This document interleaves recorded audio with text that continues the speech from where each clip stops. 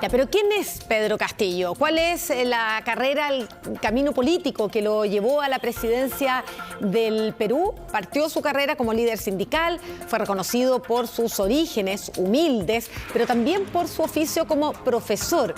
Su campaña la hizo con el símbolo del lápiz y el sombrero. Acá les vamos a contar su historia.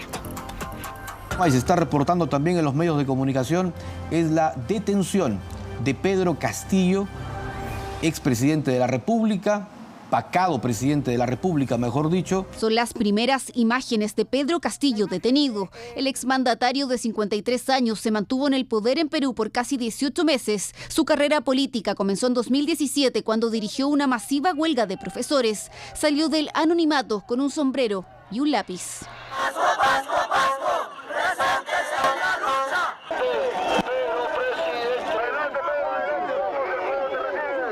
Castillo se presentó como alguien nuevo, un político fuera de lo común. Fue reconocido por su carrera como maestro rural, sindicalista y defensor de las clases más pobres. El expresidente hizo de su profesión uno de los ejes de su campaña y del lápiz su símbolo. El pueblo necesita un cambio. Y este es el cambio, compatriotas. Su popularidad, sobre todo en las zonas campesinas de Perú, fue creciendo. Castillo concentró su esfuerzo político en potenciar su origen. Nació y creció en la Sierra Norte de Perú. Es una de las zonas más pobres del país, pese a sus ricos yacimientos minerales. Uno de sus lemas de campaña fue "no más pobres en un país rico". Yo sí juro de todo corazón por la verdadera democracia y por la igualdad de derechos y oportunidades para el pueblo peruano. En toda la carrera presidencial, destacó que tanto su oficio como su origen le han permitido situarse del lado de los más necesitados y olvidados. Yo sí sé lo que es barrer una escuela, dijo en uno de los últimos debates presidenciales, cara a cara con su oponente Keiko Fujimori. Agradecemos a la candidata Keiko Fujimori. Jefa de una red criminal. Un poquito más de respeto con las mujeres, que somos muchas. Otro aspecto clave es que Castillo se presentó como alguien alejado supuestamente de la política clásica, en un momento en que los peruanos no se sentían identificados con políticos y partidos, tras las crisis institucionales que han llevado a que haya habido 4 presidentes en 5 años. Así, Pedro Castillo llegó a la presidencia. En este momento llamo a la más amplia unidad del pueblo peruano. Los peruanos sí podemos.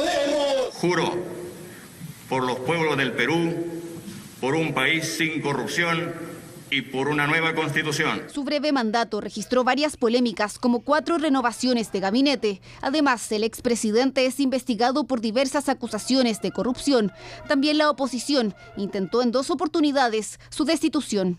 Una minoría de partidos políticos y grupos económicos no aceptaron el resultado electoral y siempre han buscado atentar contra la voluntad popular. Hace solo una semana el exmandatario peruano visitó Chile y se reunió con el presidente Boric. Hoy, Pedro Castillo fue destituido y detenido. Pronto el profesor del lápiz deberá enfrentar a la justicia. La crisis se desata en el día de hoy porque hoy era una fecha clave para el presidente Castillo en Perú.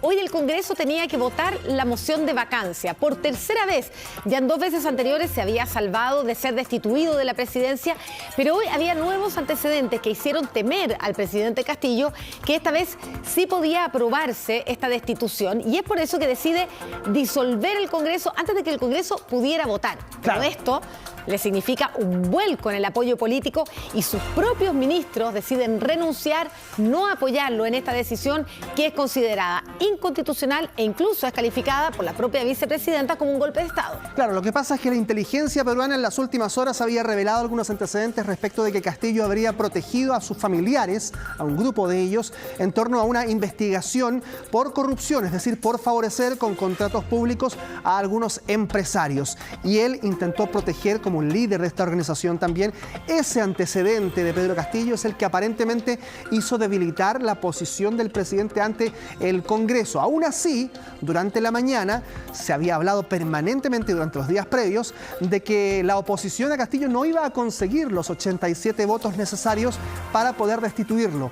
Por eso resulta para muchos sectores hoy día en Perú algo precipitado, algo anticipado la reacción que tuvo Pedro Castillo al momento de disolver el Congreso. Y fue esta decisión de disolver el Congreso, algo que fue considerado antidemocrático, lo que finalmente empuja a parlamentarios que no estaban considerados como para apoyar su destitución, finalmente a votar a favor de esta moción de vacancia y termina siendo destituido. Es a raíz de esta destitución, no de la decisión que él toma de disolver el Congreso y toda la polémica política que se genera a raíz de eso, sino que es a raíz de que finalmente el Congreso igualmente se reúne y vota que deciden destituirlo, y esto significa el juramento de la vicepresidenta como su sucesora. Claro, Dina Boluarte, abogada, titulada, egresada de maestría de Derecho Notarial.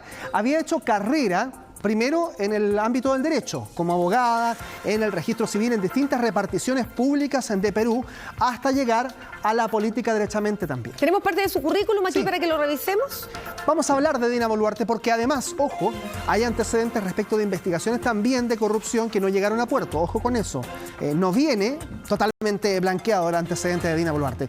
Pero bueno, ya lo decíamos, egresada de Derecho Notarial en la Universidad de San Martín en Perú. Así comienza la carrera profesional de Dina Boluarte, y luego entonces quizás el antecedente directo de mayor importancia es aquel que Macarena la lleva hoy a ser la primera presidenta mujer de ese país, que es haber sido vicepresidenta electa el año 2021.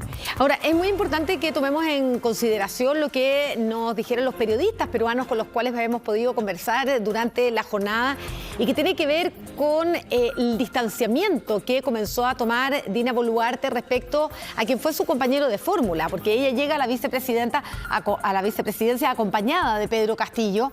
Juntos se enfrentan la elección y juntos logran la presidencia y vicepresidencia en el año 2021.